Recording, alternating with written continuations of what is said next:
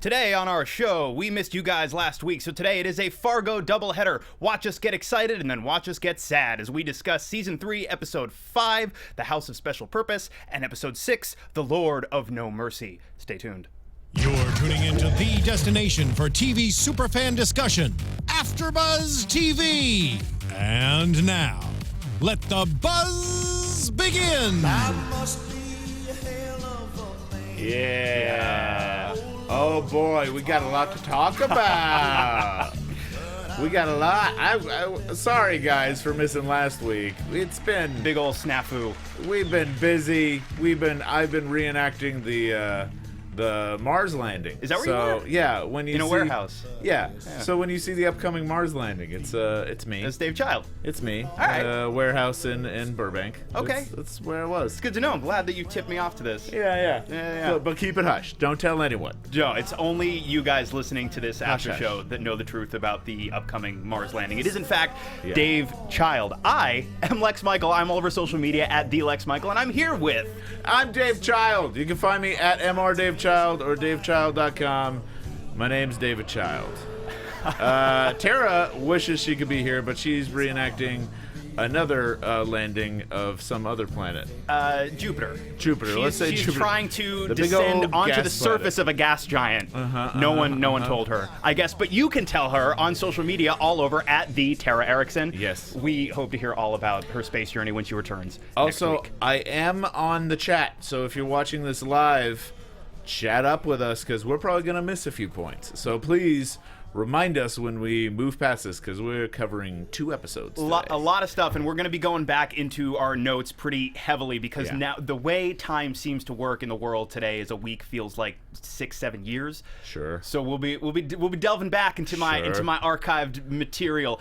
In the meantime, as always, guys, follow along in the chat if you're watching us live. If you want to participate in the conversation at another time, use the hashtag on Twitter, ABTV Fargo. Also on iTunes, wherever podcasts are available, you can find us. But on iTunes, be sure to like, subscribe, rate us 5 stars because 5 stars. because we think we're great. We hope you do too. We Yeah. need those 5 stars to live. It is the lifeblood that courses through our veins. It's so what we live off of. So indeed, a lot to talk about. And we're going to start with last week's episode. That is episode 5, The House of Special Purpose. Yes. Now, I did a little bit of research into the title, as we frequently do. Please tell me. So check this out. According to Wikipedia, which, as we've established, is the be-all, end-all, one-stop for any information you could ever need. You don't have to look any further. You know it's true. Yeah. So, the House of Special Purpose. A couple of things. It is the name of a novel by John Boyne. It's a novel about a young man ripped from a loving home and thrust into the heart of a dying empire. Privy to the secrets of Nicholas and Alexandra, the machinations of Rasputin, and the events which led to the final collapse of the autocracy, Georgie is a witness and participant in a drama which will echo down the century. So is it Russian? It's a Russian novel? Oh, it's super Russian. Check this out. Interesting. The name House of Special Purpose refers to, according again to Wikipedia, Right. the Ipatiev House, which was a merchant's house in Yekaterinburg, where the former Emperor Nicholas II of Russia, his family, and members of his household were executed following the Bolshevik Revolution. Right. In the 1880s, Ivan Redikorstev, an official involved in the mining industry, commissioned a 2-story house to be built on the slope of a prominent hill. The length of the facade was 31 meters. In 1898, the mansion passed to Sharavyev, a gold dealer of tainted reputation. 10 years later, the house was acquired by Nikolai Nikolaevich Ipatiev, a military engineer who turned the ground floor into his office. It seems to have been on the base of we're missing a sentence here. You know, we know why you tune into this, and it's for this. All it's this for deep the cuts, recap Russian of history. Deep Russian history and novelization recaps. But anyway, he was eventually ordered to vacate. He was summoned to the office of the Ural Soviet at the end of April 1918 in order to vacate what was soon to be called the House of Special Purpose. Okay. Yeah, Thank you very much. Thank you. So I think the important parts from that is the Bolsheviks all the death. A lot of death. And the kind of moving into it, the first thing you very said, because I listened to the whole thing that you just said. Oh, sure, of course you did. But the very first thing that you said was someone who moved into like a dying empire and part of being relocated into a new dying empire. Yeah, ripped out from a loving home and thrust into the heart of a dying empire. Yes. Yeah, and I think that dying empire it just links entirely with Yuri's speech where he compares Siberia to Fargo or to the Minnesota. Yes, we're in Minnesota now. Oh my God, Minnesota. The landscape of Minnesota and how Minnesota is not drenched in as much blood as Siberia is, and that's really the only difference. Sure, it seems. And he says, like, what do you have? Just a few Indians that you killed, that's putting it lightly, but a bit callous. One might say. Okay, let's not play the death game. Sure. I guess, especially with Russia, because they're just going to win every time. But a lot of people died in America. It's on the backs of a lot of unfortunate people. Yeah, so at least one or two. Yeah, at least. So I think that's what's connecting. The title of the episode is specifically to that, and kind of the also a dying empire. I think is interesting to look at too, because that could mean America as a whole. Could refer to the Stussy parking lot empire. The Stussy parking empire. Yeah.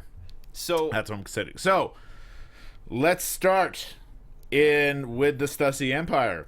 Well, so right up top, I mean, the very first thing that happens in this episode, we do get a wonderful introduction. We get that Mac Davis song, "It's Hard to Be Humble," which we open with. And you get Emmett driving around. He's feeling on top of the world. He's doing great. He feels peppy. It's the original "Sit Down, Be Humble" as he's driving. Yeah. But little does he know that his brother Ray and Nikki have once again conspired against him. Ray put on the now infamous Emmett wig, and they made a sex tape, which they were going to use. I guess the plan was, if I am not mistaken, to leave it at Emmett's house for Emmett to find, and then say, if you don't give us what we want, we'll tell your wife. I think that makes it clear that who left the package was Ray. Like, I think that's more Ray than a Nikki move. I feel like it may have occurred to Nikki that more than one person lives at that house. Yeah. I think Ray is the one that left it because he's the one that's not really figuring out what to do here. Of course, the wife ends up watching it, believes it is Emmett, and then moves out of the house. Leaves, takes the whole family unit into this vehicle, leaves, and of course it seems like they named his wife Stella just so he could yell Stella in a manner reminiscent of Streetcar. Yeah. But of course now Ray and Nikki have blown this particular grift once again because they no longer have this to hold over Emmett. They also do a good job in this opening scene. Right now you see what's great about this episode as a whole, and what I really love about the Fargo episodes, is it does have that 6-hour movie feel to it. But each episode is a good contained chapter in itself. So let's note that in the beginning of this episode, we see Ray hurt the woman that Emmett loves. Yes. And in that same moment, we also have flashbacks to when they're making the sex tape, and it becomes very clear to Emmett and to Nikki that they do love each other. I feel like there's genuine love there, and I think we're always kind of talking about whether like Nikki really loves Emmett as much as Ray as much as Ray loves Nikki. But I feel like in these two episodes especially, we really do see that there is some sort of affection there. Nikki has been given more than enough incentive to get as far away from all of these people as possible if she truly didn't care for Ray on some level, I feel. Yeah, we'll get to that in a little bit, but I just want to note that we see the loved one of Emmett's get hurt in the very beginning of this, and the episode ends with Ray's loved one getting hurt. Yes. So, just wanted to note that right here. So so we move to there's a sex tape, there's a proposal that happens in the middle of the sex tape, which I thought was a great moment. Yeah. Because you also have the like, oh no, wait, Wait. I'm wearing a hooker wig. Yes. It's not meant for this. Which makes me feel like it's a genuine affection. Which makes me feel like this is what I've always wanted. I've always wanted to be proposed to, but I never really saw it as this. The two of them, for how hapless the two of them are, Ray in particular, and how... He's the hapless one. Of Nikki course. is like conniving and maybe not the most morally centered person, but I think she has some wit about her. Absolutely, certainly more so. Yeah. It seems like every time one of their schemes falls apart a little bit, it is because Ray dropped the ball somewhere. Yes. But it was a very cute scene, and like she takes off the hooker wig because it might be a bad omen of some kind. I thought it was very nice. Yeah, I thought that was good. It was a nice little scene. And then we move, I believe, if I'm not skipping over something, to Varga's confrontation With Psy. Which, oh man. The interesting dynamic of Psy versus Varga is really drawing a lot of attention in this episode. Because one, there's Varga is anti-Semitic. He's coming in. He's making cracks about. He's making anti-Semitic remarks. He's making cracks about the weight of Psy's wife, and basically making it clear, like you say, like there is this. Not even a power dynamic push-pull, because it seems like Varga came in and supplanted Psy almost immediately. Yeah. And then, of course, we get this business with the cup, with the mug, where now it brought up the question. I wanted to make it clear. I believe the order is there is water in that mug when we started. Okay. I believe there is water in that mug when we started. Because there are two ways to read it. I think so, but I think they were very clear, and I think for the censors, that we see that it's water, and they also make a good point of making drinking water the most disgusting thing I've ever seen, even though it is just water. Right.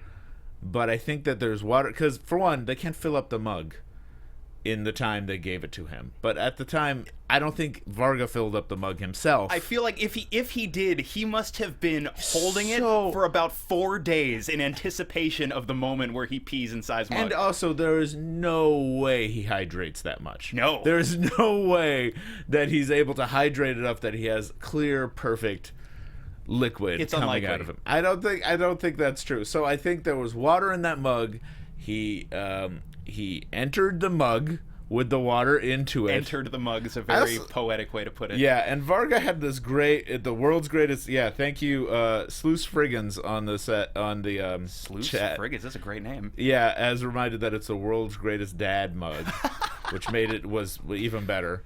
And when Varga does like kind of a little dance, does like a little move that's very jaunty. And there must be a GIF of this. It's been a week. There must be a GIF of this somewhere by now. And if there's not, please, someone in the chat, GIF this for us. Yeah, we're going to find the GIF or something. And then Psy's forced to drink the mug and drink the water. And it is a very drawn-out, dramatic water on face pouring. It was so gross, but it was just clear water. And they did a great dramatic take of that. Stuhlbarg is a phenomenal actor, and his revulsion doesn't even come close. It's like every cell in his body is screaming with disgust, is the expression on his face. Yeah.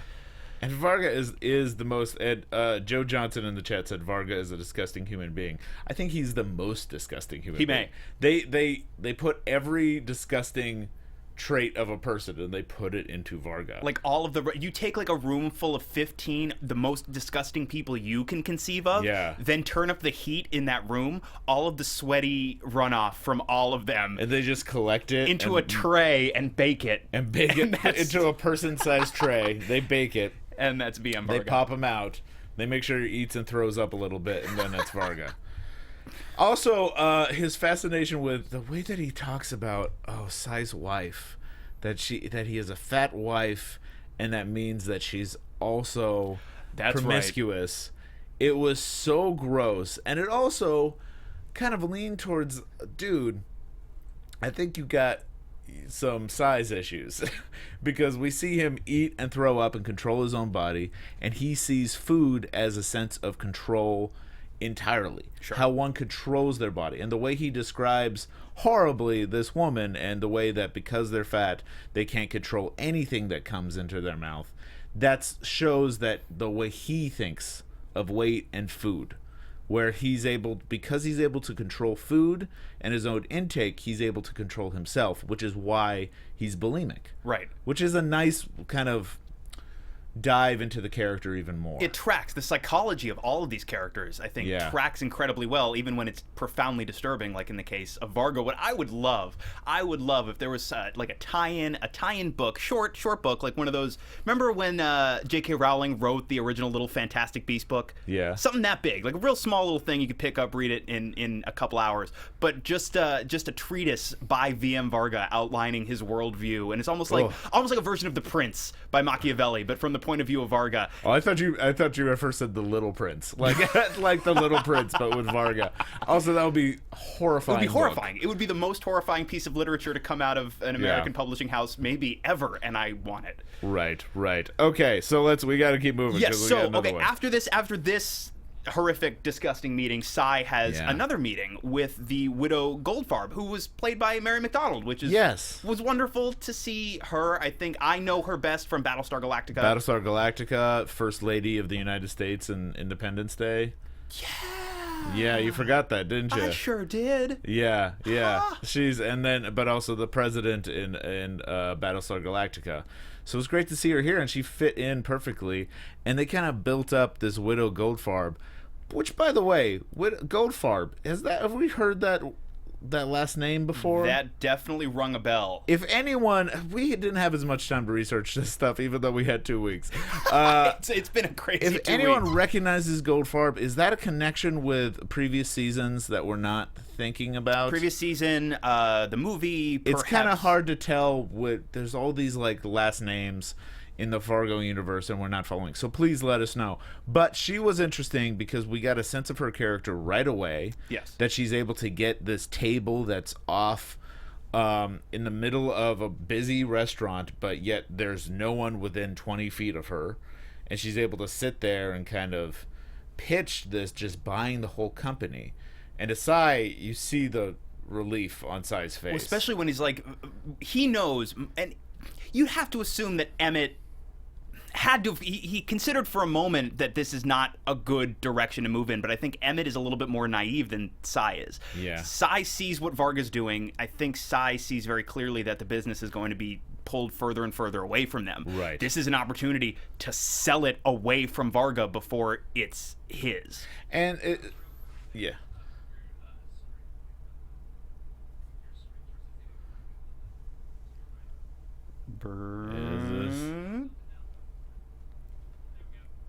Okay. All right. Is that better for everyone? Cool. All right. So now I can't read it. Can I do this? Are we good? Please stand by. Please stand by. Please stand by. Okay, great. We good? And we're back. We're back. Okay. So, where were we? We had So we got a sense of what of who this widow is and how it's a relief. But I also think that it's no way going to work if that ever happened, because VM Varga has his tentacles so far into the company. How would that even work? I think it's just Psy trying to figure out a way out of this. And the relationship between Psy and Varga is Psy is the right-hand man, and Varga wants to just totally replace him and kind of become the new right-hand man. And I think it's so not a concern of Varga's at this juncture what Psy does. And I think part of the scene where the two of them meet and he rubs his Varga junk inside of Psy's mug. Yeah. The whole point of that is you can't do anything to me, dude. I have you. I own you. Get used to it.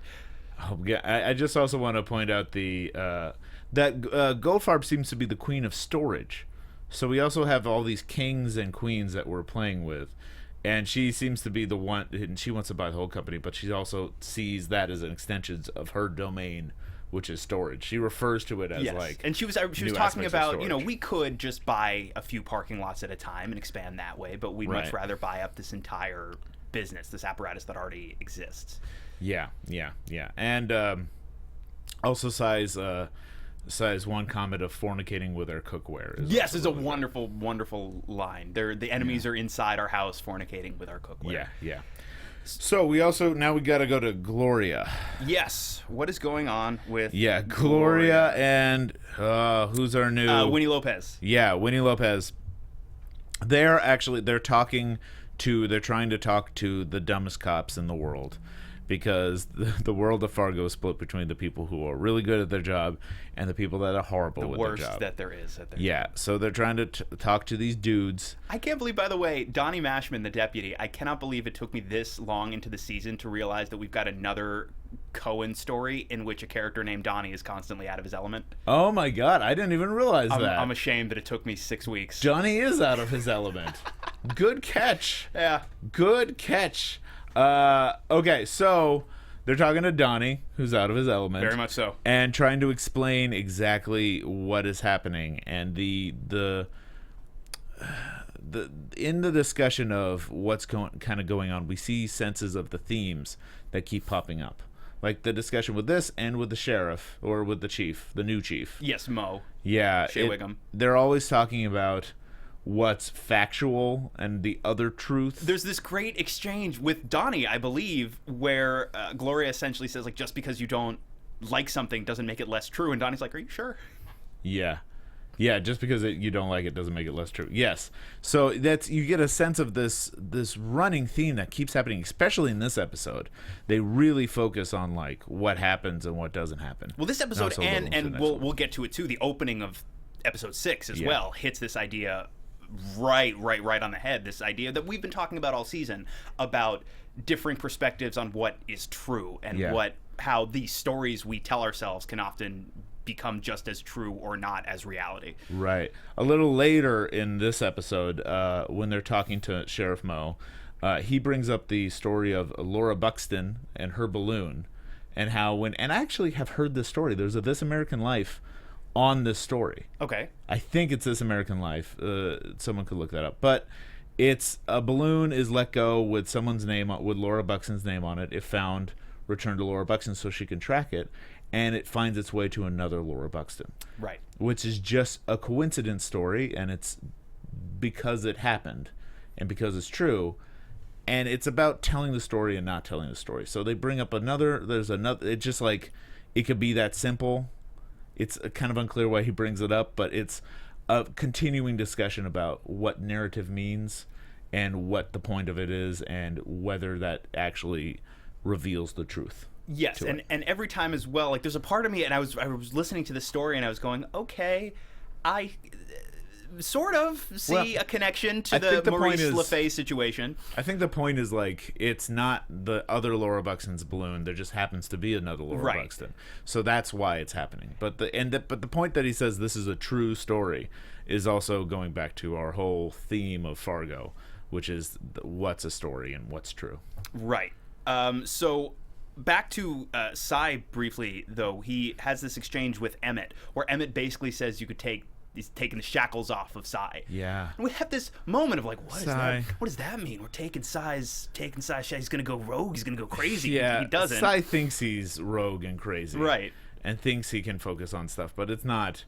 He's not at all. He thinks he can be like a VM Varga or something. Right, and I think he's trying to be intimidating. He calls up Nikki to basically yell at her about this blackmail scheme, and she doubles down and she says, no, now we want twice as much. Right. And Psy says, okay, well, you're going to meet me in this parking lot.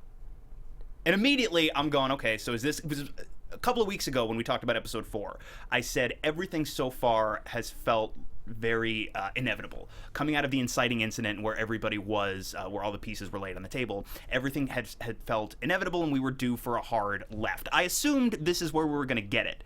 In fact, I feel like in episode 5 we swerve and we don't get our hard left until 6. But I assumed when he said let's meet in the parking lot that this was where some version of that hard left was going to come. I don't know. I think it did happen there. I think it did happen there a beat later with Nikki. Like, I think it happened. I didn't mean to say a beat later like that. That's I meant to say like a moment later. Oh, jeez, that's horrible.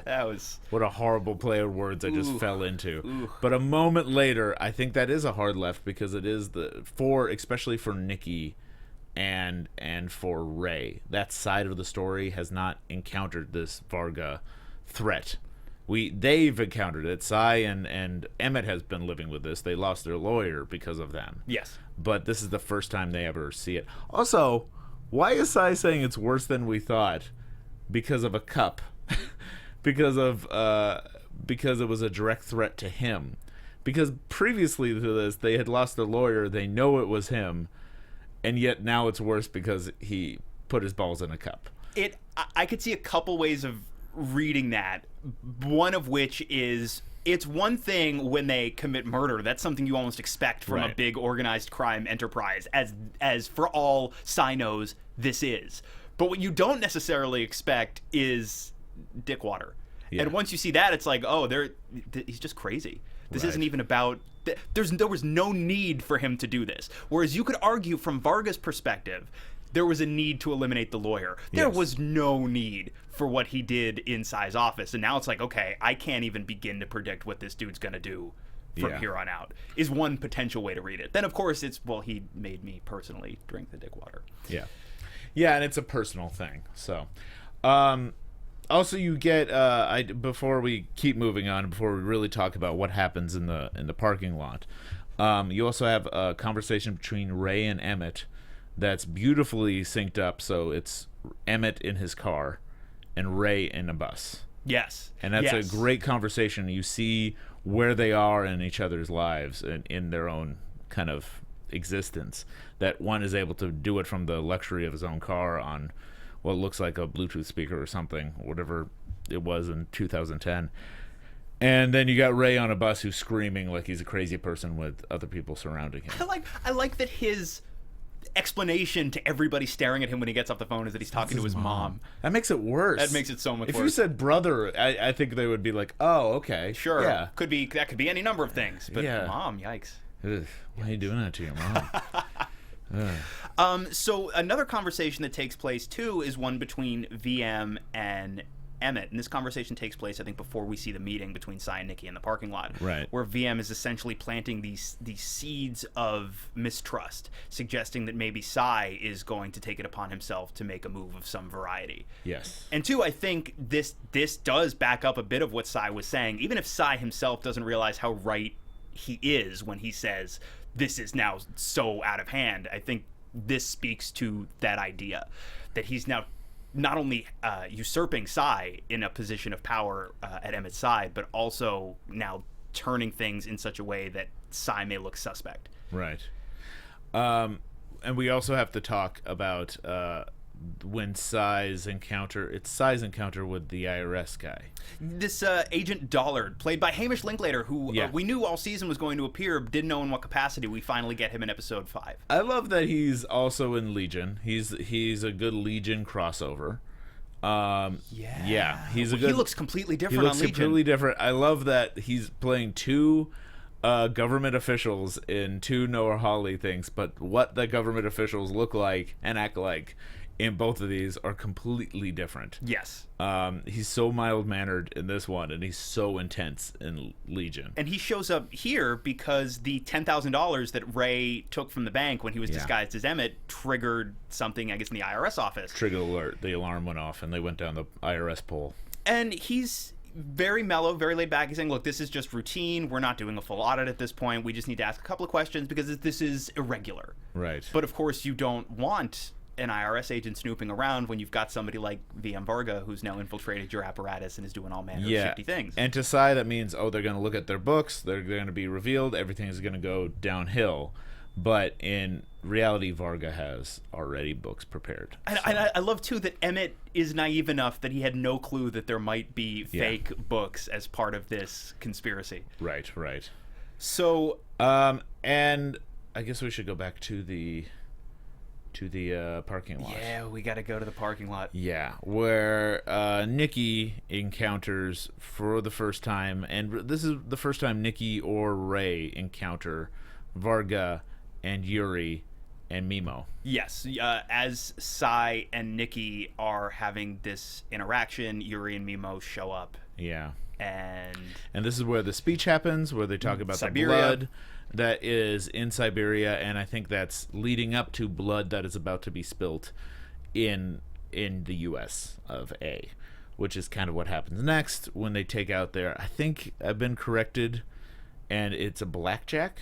I think that's actually a blackjack that he has. Okay, and he's carrying around. his whip-like utensil. His whip-like kind of thing that doesn't actually have a whip handle on it. It's just a leather strap that they beat up Nikki. There's no way around it. Pretty badly. And Yeah. I thought it was an interesting choice to hold on Psy's reaction.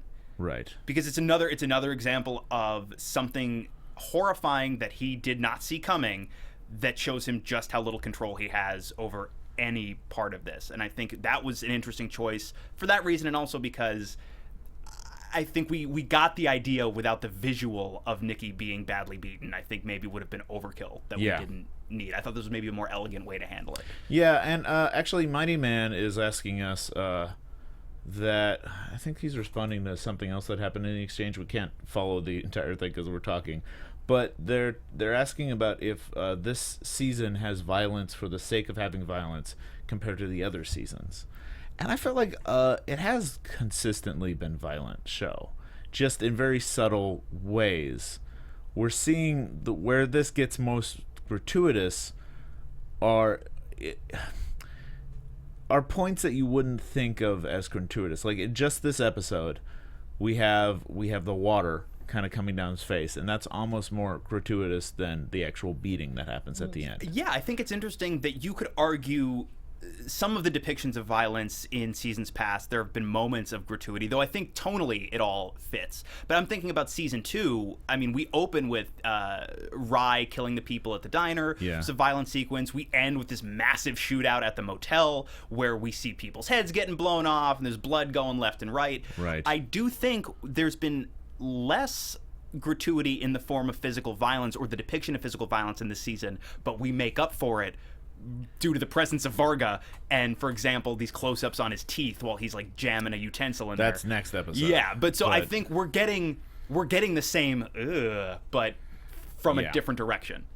So that's where it ends, and it also ends with a really weird shot that almost seemed like it was more from Legion than it was from Fargo. It's very brief, and I feel like you can almost miss it, of a wolf mask. The wolf, which we see in episode 6. Yeah, in episode 6, we actually see that that Yuri has a wolf mask. And what is it? It is a mask, right? Like or a wolf head of some sort. Yeah. So he has it, but we see it very briefly at the end.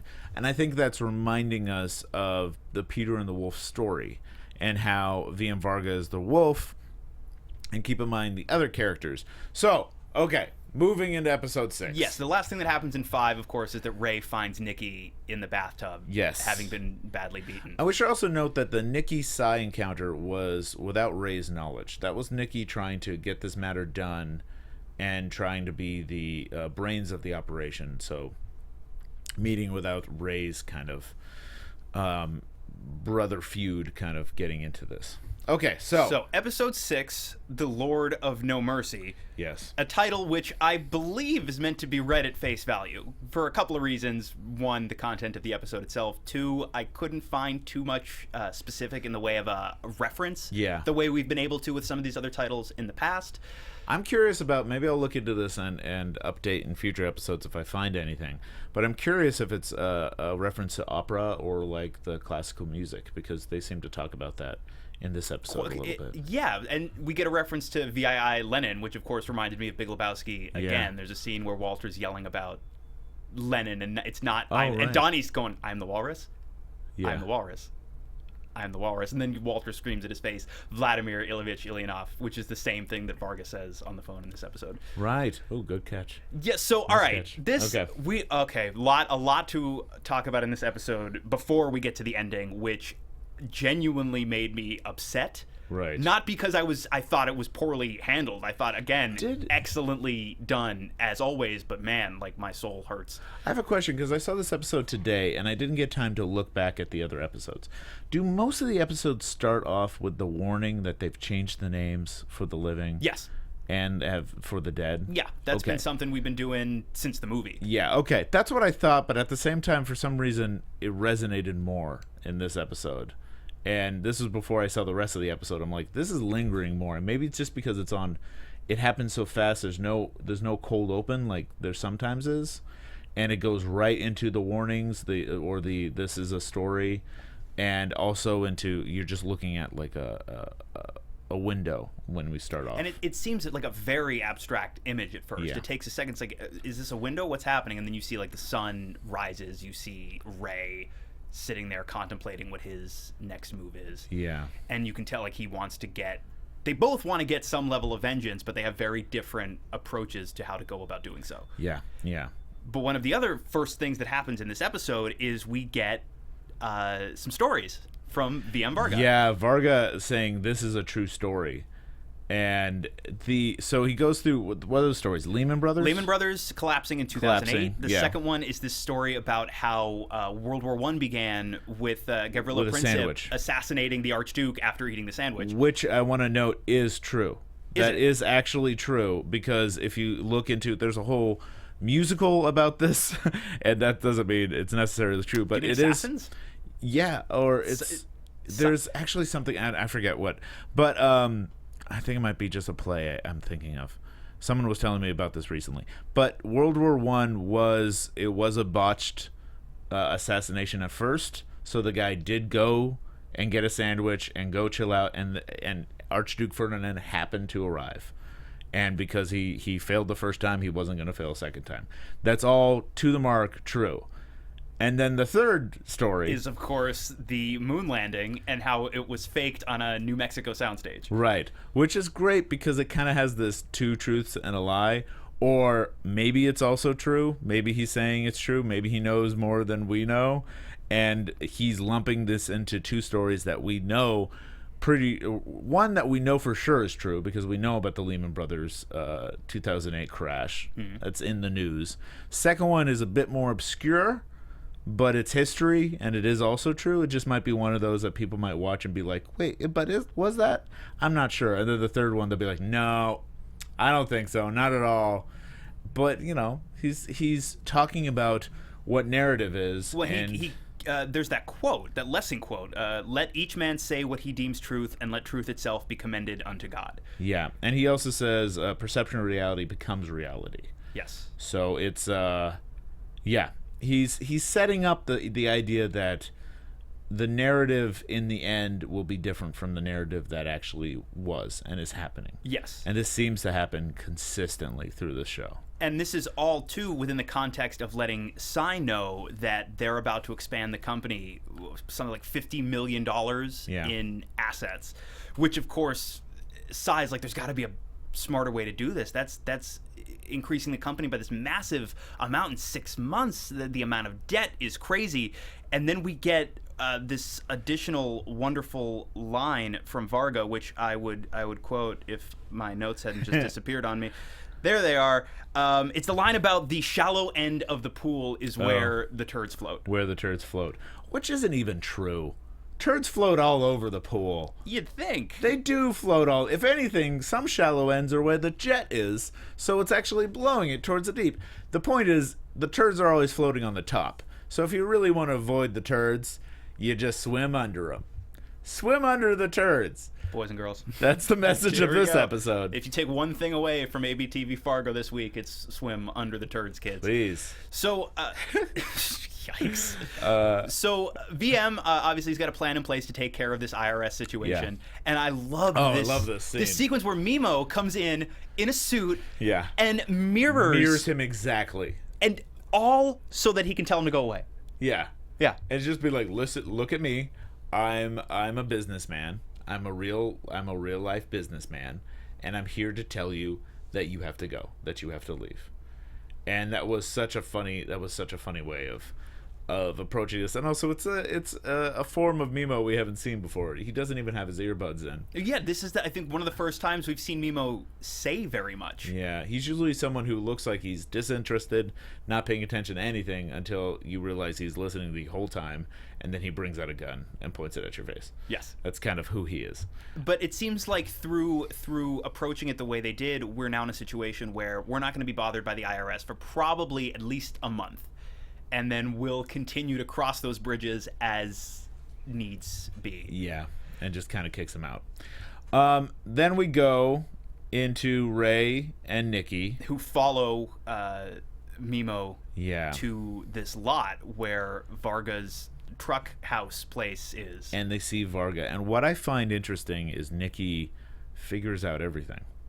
Pretty much immediately. In this episode, and in this scene and the next scene, she sees Varga and says, "Ooh, a third fella. He may be the head honcho." So she gets it. She kind of knows what's going on. In the next scene, she is icing her wounds, which are really pretty bad. And we have a great line that seems to be another reference. Someone tweeted this at us as earlier, which I gotta find who tweeted this. But Ray, when she's explaining what exactly is happening, at one point Ray says, "So you're saying is, what are you saying?" Yes. Which is a reference to the Fargo, the initial I would assume Fargo. from that did, and another there's a "You Betcha" line somewhere. Yeah. I think that got tweeted at us, which is another direct pull from the movie. Right. I'm gonna see who tweeted at us, but we'll keep talking. So shortly after this, and they have, as you point out, Nikki does put the pieces together in relatively short order, and Scott Sheriff, by the way, said, Scott. "So you're saying what you're saying?" Definitely, yeah, a reference. Okay. so Nikki figures everything out in fairly short order. Again, she is the considerably more clever of the two, and Yeah. Ray is ready to, I guess, go over and shoot some people or something. I don't know if he has a plan as such. Right. And Nikki says to him, "No, there's a smarter way to play this. I want revenge, maybe even worse than you do." I like that she says maybe even more than you do. Yeah. It's like she's the one that got beaten, you'd think, if anything. Yeah. But- that was interesting. But she says there's a smarter way to play this. Yeah. Let's not attack it quite this brazenly. Yeah. So they do not. We see VM Varga next, as I Oh referred God, to this is the worst scene. horrific. And again, this is why I'm thinking I don't think the violence this season has been very gratuitous at This all. is But the we gratuitous. get right this same like visceral. I don't think anyone kept their eyes open during this entire scene. Did And they? It's all seemed designed. Every element seemed designed to provoke a feeling of disgust in the audience, because it's not just the visual of him jamming this utensil at his teeth. Yeah. It's not just the visual of the teeth. It's that you hear his breathing. You hear his like. Yeah, and you see that it's like making his gums bleed, and he just looks so disgusting. And then from that point of view, where we're inside his head and also seeing his teeth, his unfortunate teeth, we also see Gloria and I keep Winnie. forgetting, Winnie coming into the office, and but we don't hear them. The sound design is so good in this scene. The sound design in Fargo is great. It's awesome. And I feel like I notice sound design a lot more than I feel like other people pay attention to it. Yeah. So every time, I'm glad you said that, because every time somebody brings up sound design, I'm like, yes, let's talk about how beautiful this sounds. Yeah, and you're hearing it from inside his head because you still hear the breathing. You don't hear what the two policewomen are talking about or saying to Emmett. We just hear his breathing, and he just sees them walk, and it makes him incredibly wolf-like. It makes it bringing back to that wolf imagery where he just seems like an animal just watching these people and watching his prey. Yes. Kind of walking in there. And then he follows them right into and just enters into the office. And this is the first time that Gloria and VM Varga have met. Yeah. Of course, she has no idea who he is. She says, "I didn't get your name." He says, "True." Yeah. And Varga has so much confidence that he can do whatever he wants that he's not worried about looking suspicious, which he obviously is. Right. He's so suspicious, but he won't give out his name or he won't give out any information about himself. So as long as he remains invisible, he'll be okay. Yes. So Gloria is talking to Emmett about not just this traffic incident with Psy's car, but also about the Stussy homicide. Yeah. Lays out the Ray-Maurice connection. Right. And now Emmett realizes, oh, my brother was, if not trying to kill me, certainly trying to rob me. Yeah, it's actually nice that Emmett doesn't assume it was a hit. Emmett says that, oh, he was trying to rob me. And then you get a sense of, like, he kind of understands who his brother is. Like, he doesn't jump to the conclusion that it was a hit. Like, I feel like other people would jump to that, and he doesn't. As we've seen, Emmett is so naive. Right. As out of his element as Donnie Mashman, if Yeah. not possibly more so, because Donnie's safe at the station house. I do love how in this scene, too, after they explain it, Varga says his version of the balloon story, where it's just because they have the same name doesn't mean they have the same balloon, which was Sheriff Moe's. His version is there were 26 Hitlers. Do you think in Germany, do you think they all had something to do with the final solution? With the final solution. How horrible is it that he refers to it as the final solution? I know that's that's what it's like, the Holocaust and what the World War II was, what he did in World War II, or right before it was referred to, but no one says the final solution unless they feel like it is the final solution. No, he is so casually anti-Semitic. Yeah. And Thulis, I don't have to sing the praises of Thulis any more than has already been done over and over again, but I will. The dude is so masterful at his craft, and he delivers these lines so casually that it almost takes you a second to realize how absolutely horrid what he's saying is. Yeah. And that's his version of the balloon story and what stories mean and what narrative means. He's even putting it into this little interaction with the policewoman. Yes, so after this meeting, of course, as Varga is wont to do, he goes back to his little truck lair and starts Googling them. And of course, as we predicted, this is where her superpower kicks in. Yes, her lack of any relationship with technology is up to this point and into this episode now shielding her from Varga's heretofore all-seeing eye. Right. And he searches the police station where she works, and there was that conversation earlier about it being a fairly antiquated station, about it not having too much in the way of a computer setup, so he can't tap in and survey them that way. So he has to send Yuri, and this is where we see the wolf head, has to send Yuri over there to find the information casually has a he wolf needs. head in his lap. Yeah. And I like that he's going to send Yuri to go essentially reconnoiter and to get some information about this Stussy murder. Right. Because they have to actually go get the office. They have to go get the records at the you police need a hard station copy itself. because they don't have it backed up into their computer system. And I like that Yuri says, he asks him loud or quiet, basically, like, how messy do you want this to be? And Varga's like, no, it's just quiet, it's fine, Quiet. just go get the thing. He wants to remain as invisible as possible And himself. Yes, and of course now too, while all of this is going on, the decision has been made that Ray and Nikki have to be dealt with, so that while Yuri goes and tracks down this information, that leaves Mimo to deal with one or both of them. Yeah. And they're still at Ray's, and of course Gloria and Winnie come looking for them at Ray's, and we get this sequence of Ewan McGregor as Ray trying to duck around his apartment to avoid their gaze. For a moment, I was wondering if he didn't know it was the police and if he was going to try and take a shot at one of them, thinking that it was someone there sent to kill him. Well, also right now, I don't think they trust anyone. Right. And I don't think they would trust the police, or they also wouldn't. They also know that the police going after them is also a pretty bad sign because they did kill someone. Yes. Yeah. Yeah. So can't forget about Maurice. No. So the two of them flee, and they check into the Ambassador Motor Inn. Yeah, it looks familiar, right? I couldn't have been the only one to think this, and I looked at one or two recaps, and at least one other writer caught it, that it looks very similar to the motel from the end of season 2. Yeah, and I think that was so on purpose, because it not only is it kind of a nice nod to season 2, but I think in season 2 we had very climactic moments happen at that hotel. So we're kind of expecting to see him again once we're back at a very similar, if not the same, motel. Yes, there's no, in my mind, no way that this is an accident or a coincidence. This show is far too detail-oriented. Hawley is far too meticulous for this to be an oversight or a goof of some kind. And also, I don't think we pay as much attention as the relationship with Mimo and what's his name with the bunny from season 2. Do you remember him? Who was like he was the big killer. He was Native American. Oh, Hansi. Hansi. Yeah, Mimo and Hansi are very similar like characters in a lot of ways, because they're kind of both silent. They're others in the universes. You have one who's Native American, and then you have another person who's Asian. Sure. And referred to as an Oriental of some sort in this episode with Nikki's recap. Which is like, you can't.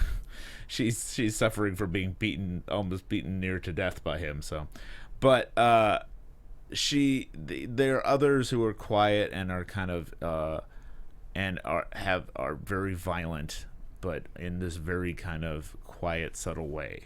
So the fact that he shows up at the motel is very similar to Hansi showing up at the motel in season 2. Sure. Which was who was there to also kill Kirsten Dunst and that character in that scene. So it seems like it's heading down a similar path. Right. Now, of course, we'll get to how it doesn't quite go in the direction we think it will. Right. And part of why that happens is in their haste to get out of Ray's apartment, he left their getaway money. Yeah. They need that money. They're not going to get very far without it. They can't use their Ray. cards. Their cards are trackable. And can you, before we get into the next sequence, which genuinely just, it's like I actually still feel sad about it. Any number of things could have happened differently. Now, it's possible that if Ray hadn't forgotten that money, they'd both be dead. That's true. That's true, because they do have a killer right outside their door. I also love how when Ray leaves and says, "Don't worry about it," and he shows his gun, it's right at the door. So it's like, don't worry about it, I have a gun. See the entire world? Hello. Hi, I have a gun. Well, I'm also going, too, when he left with the gun, I was thinking to myself, you must be real confident no one followed you there, because you're now leaving Nikki completely unprotected in this motel room. Yeah. And I'm surprised that, I guess the need to get that money supersedes the potential jeopardy that Nikki is in being there by herself. But I was almost a little surprised that she didn't consider that or acknowledge it out loud. Well, in a way, I think she might have. In kind of a gut sense, I think that's why she said, "Do you want me to go with you?" Because I do think that I don't think in a I think she wasn't thinking out loud about this. I think it was just a gut sense that I shouldn't be here alone. Right. I should go there. But she also is, hurt and a lot of pain. But imagine, too, if she had gone with him, they might both be alive. That's very true. That would actually be what would have saved them, is if they both went. Because what we see happen... Maybe, because then you also might have Mimo follow them. What we see happen in one of the most fantastically executed yet crushingly depressing scenes of the entire series thus far. Let's set this up, because Ray goes back into the apartment and we find Emmett. And Emmett's there because we find out he paid the mortgage. Of course he has a key. Yeah, of course he has a key. And they have a conversation that's very similar to the conversation they had outside of Emmett's house in a previous episode, where it feels like they're almost on the brink of talking themselves into understanding one another and apologizing. It almost feels like it's going to be able to reconcile. And it gets to the point where they could almost walk away happy, and then because Emmett brings out, he wants to end this, right? Like wants you're to end saying, it. he doesn't. He talks about nobody dislikes him in his estimate. For all we know, there are plenty of people dislike him, but in his view of the world, people don't dislike him. The only person who dislikes him is his own. Like, I might cry talking about this. Is his own flesh and blood, and he's tired of fighting, and he just wants it to be over. And I think what you were about to say is he brought Ray the stamp. Yeah, he brought him the stamp. He just wants to bury this. He wants us to be. I want us to be brothers. I want us to be a family. Let's please put this behind us. And you see in an earlier episode when he's talking to Psy about whether he should give the stamp or not, you get a sense that he really could have given the stamp over a lot earlier. Mm-hmm. Like, it could have been an easier way of doing this, and then it would have saved a lot of the problems. But then what happens is machismo gets in the way. Ray can't let it go. Yeah, and he just can't let it go. Rivalry and comparison and envy and that kind of masculine kind of flame that's under their relationship kind of bubbles up. And they start fighting. They start shoving each other, and they start pushing this big frame with this big glass front on it back and forth. Giant glass for a stamp this big. So the frame in itself is way more than what needs to be for the stamp. So what would have saved Ray's life is if the stamp less- had a frame a less about this showy big. frame, yeah. Or if the stamp had a frame this big. Yes. It doesn't need to be this giant frame that's showing off this tiny Sisyphus. This tiny syphilis stamp. Tiny syphilis stamp. Sisyphus. This happened last season. But that We is kept talking so about the Sisyphus. myth of syphilis. But Yeah. that is so in line with Emmett's character as well, that he'd have this almost needlessly showy frame Yeah. for this prized possession of his.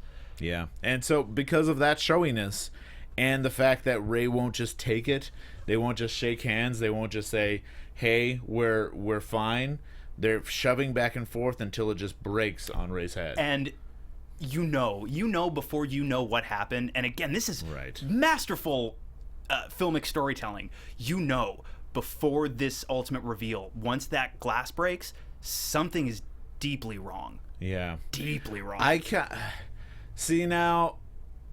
Yeah, and also the death of Ray in this scene was also a little exploitive. It's maybe one of the most. This is maybe the most violent.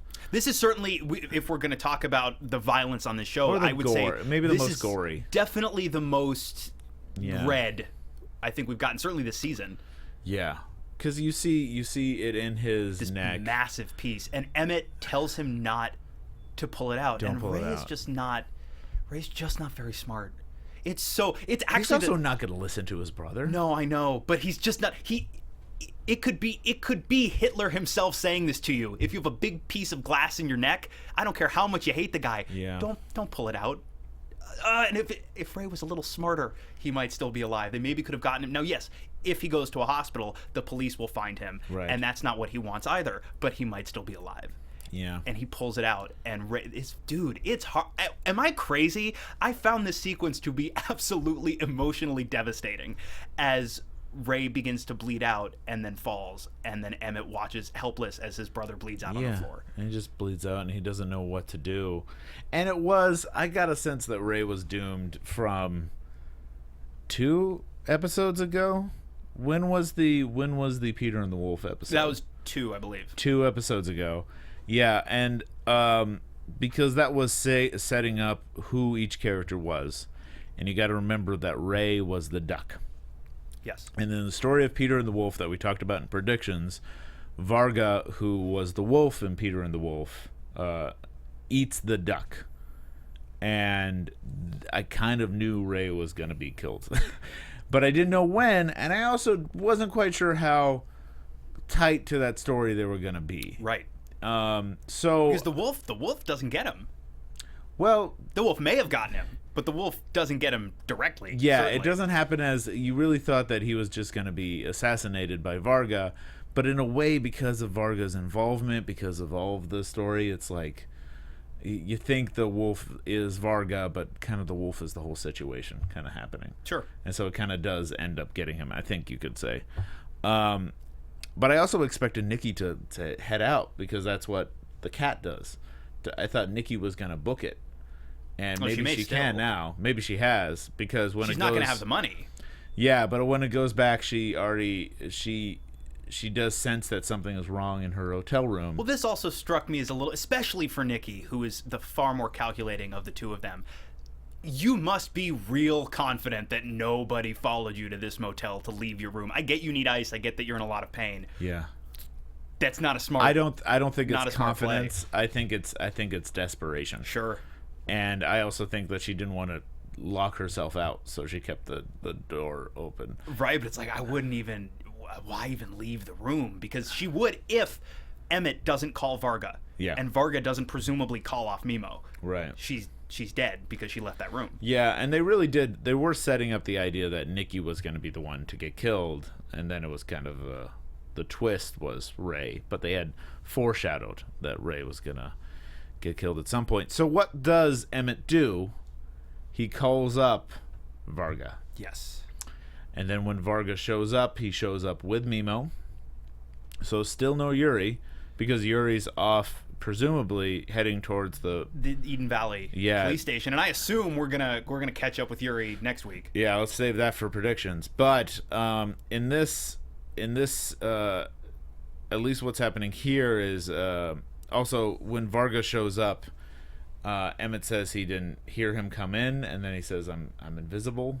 He basically says he's invisible, so kind of going back to the theme of being invisible and being able to do stuff because you're invisible.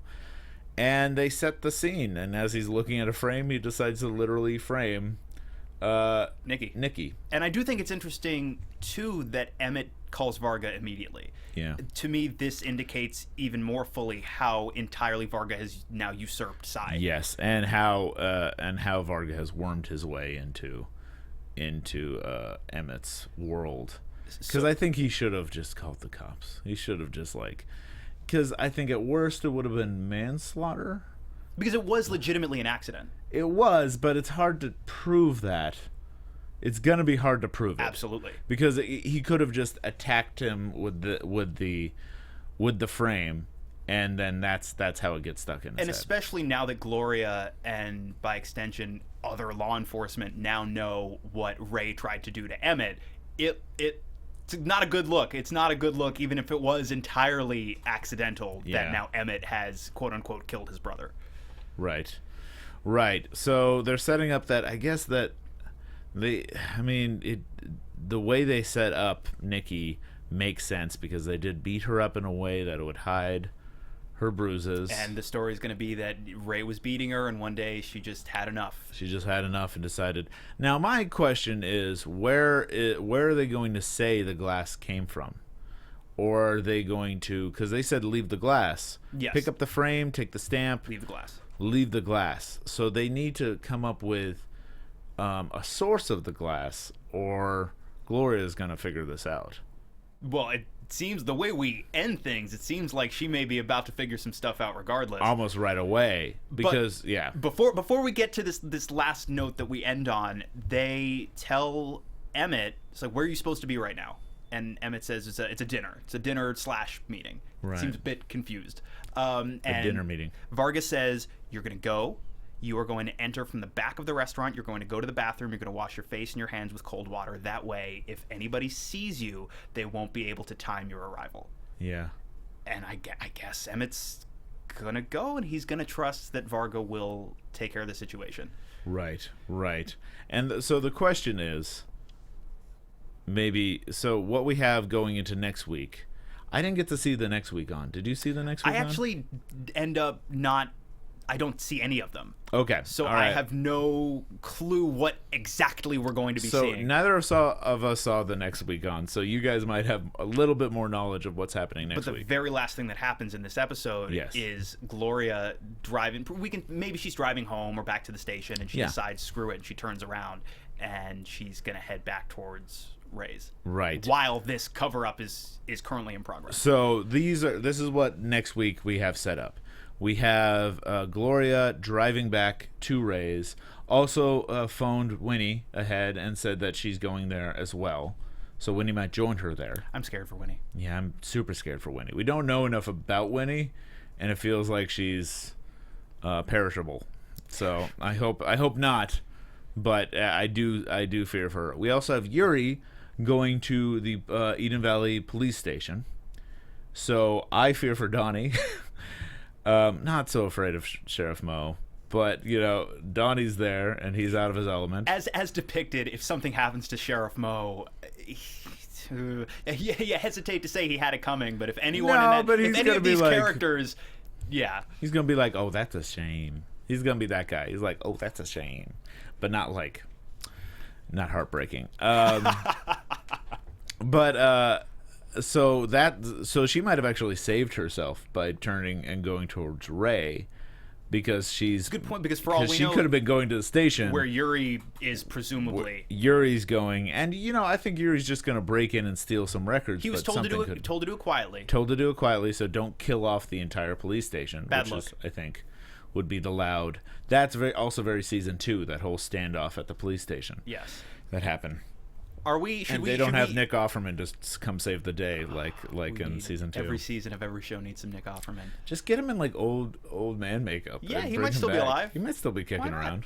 So should we, since we're traipsing over that line anyway, shall we move into predictions? Yes, I think so. And now, your AfterBuzz TV prediction. So, we've only got 4 episodes left. Yeah. That doesn't seem like a ton of time. No, it doesn't. But they are quite the economical storytellers over at Fargo. Yeah. What do you think these last 4 episodes may entail? Oh, well, I'm curious. I think, for one, the story at the end of the season that everyone thinks has happened isn't going to be what actually happens. Sure. If that makes sense. I think that tracks. Because they keep setting that up, and so I think it's going to be this interesting feeling of the story's going to be wrapped up and there's going to be nothing more that they can do, but everyone's going to, the newspapers and the police and everyone except maybe Gloria is going to think that what happened is different from what actually happened. Yes, the lie or the legend will become fact, as it Yeah. were, and the legend will be printed. And I do think it's interesting because we're in 2010 in this story, far more so than any other era. We're not. When was the massive social media explosion? Was like a little bit after That was definitely wasn't it? a little before that. But I we're would say. still in an era compared to the previous seasons of this show where now Yeah. information, true or fallacious, This will is travel still- a lot faster and a lot more widely. Yeah, Facebook has, I think, become public at this point and out You'd of. think I lived through these years. You'd think I would remember them Yeah, more but clearly. it's hard to know because I got Facebook when I was in college, and then that was like when Facebook first started. Right. And then it became only college students were on Facebook, and then it became like public, and then then your mom could be on it. And I think we're at the point where your mom could be on it. Yes. And so everyone's starting to kind of be on their phones and exist in their phones, which we see in that one LA scene where Gloria's at the diner, and we see everyone on their phones except for her. So I think something is going to be spread virally, a story that everyone's going to believe, and it's not going to be true. Yes. Which makes me think that maybe Varga's basically going to get away with it, but I'm not too sure. We're going to find out.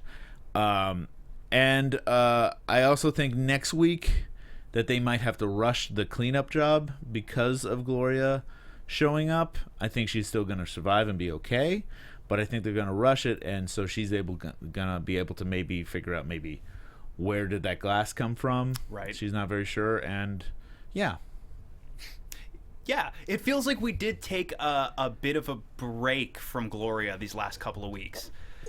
We spent a lot of time with her in the couple of weeks prior, and then we shifted our focus back to the Stussies and Psy and Varga. So now that we're down a Stussie, we're down a Stussie. We're down another Stussie this year. I would like to see Gloria now really start, because she knows what's going on. She doesn't know 100% what's going on, but she now knows what's going on. And I think as soon as she gets back to Ray's apartment, I agree with you. I think she's going to be tipped even further. Varga may be able to do a bit of a song and dance to get himself out of that situation that day, but she's seen Varga once. Varga's given her plenty of reason to suspect him of any number of things. Yeah, Gold Money has this great idea because he was talking about how they're both invisible, and we both know that they're invisible, and we've been talking about that. So he says, or she says, Gold Money says, I could see some weird situation where Varga and Gloria are in one room, but they can't see each other, even though they are there. Now now they go on to say, in my mind, that's on the Fargo realism level, like the UFO and the fish rain from the previous seasons. That's true. We haven't gotten our fish rain or UFO yet. That's true. We did get the animated robot business. Yeah, but that's that was not. it was a step removed from our reality. Yeah, that's not by our design. mystical realism. That's Right. not like. So we do have to get that still, and usually that comes at the climax or around the climax, and it kind of affects how the story wraps up in some weird way. So that's going to come, but I also think that could happen without it being weird. I think it could happen just because they're in a room and they don't see each other, or one sees one and the other one doesn't see that person. So you get the sense of invisible, or they have one scene where one sees where Gloria sees Varga, but Varga doesn't see Gloria, and then they have another one where it's the opposite. I could see all that happening. I would find it very interesting. It's like, yes, you can take this idea that we've been playing with all season so far, make it a little more literal, and would love it if, as you say, Gloria is the only other character that has been depicted as invisible in some way. Right. I would be very tickled to see Varga's ultimate weapon of invisibility turned on him ultimately, and that if there is an undoing for him, for that to be how. Yeah. Yeah, I hope she just doesn't get involved in a chase where she has to run into a supermarket, because then she'll be doomed. Those doors just can't see her. And also, I do have to note that those doors, they might be our UFO of this season. Sure. The doors might already be our fish rain and UFO. They might not get crazier than that. I could see it happening that way. So we'll see. We'll see if there's a big set piece in the penultimate episode based around doors not opening for Gloria. We will have our confirmation. Yeah, but at the same time, it doesn't necessarily need to be a big set scene. Sure. I could see them taking a step back, going, we went real weird with UFOs. Let's go back and surprise them by not putting anything in there except for that whole door thing we kept putting in. And that would actually track with this season so far feeling a lot smaller in scope than certainly last season, which had a very epic feel to it. This whole story feels a lot smaller, a lot more intimate, more contained. So it would track more than something on the scale of a UFO or frogs raining would. Right, because that had a whole mafia family, that had like a whole compound, that had all that stuff, and this has one quiet, invisible person with two goons, and it just seems like they're going in another direction, and a brother fighting. Yeah. So we will see. There are 4 episodes left, and we will be here for 4 more weeks talking about these episodes. 1 week an episode. We promise. Yes, we are back. We are back on track next week. Tara will be back with us. In the meantime, you can follow her all over social media at the Tara Erickson. And until we reconvene, Dave, if you have no final thoughts, where can all of these fine people find you on the internet? You know what? I'm going to tell you. You can find me at mrdavechild or davechild.com. And if you Google Dave Child, I promise I won't give you a virus. And I won't throw you out of a parking lot. So, I promise. Yikes. And I am Lex Michael. I am all over social media at the Lex Michael. I'm feeling moderately less secure than I was just mere moments ago. Cool. And we will see you guys next week. We're going to talk about more Fargo. We love you. Mwah. Mwah. From executive producers Maria Menounos, Kevin Undergaro, Phil Svitek, and the entire AfterBuzz TV staff, we would like to thank you for listening to the AfterBuzz TV network. To watch or listen to other after shows and post comments or questions, be sure to visit AfterBuzzTV.com. I'm Sir Richard Wentworth, and this has been a presentation of AfterBuzz TV. Wolfman. The views expressed herein are those of the hosts only and do not necessarily reflect the views of AfterBuzz TV or its owners or principals.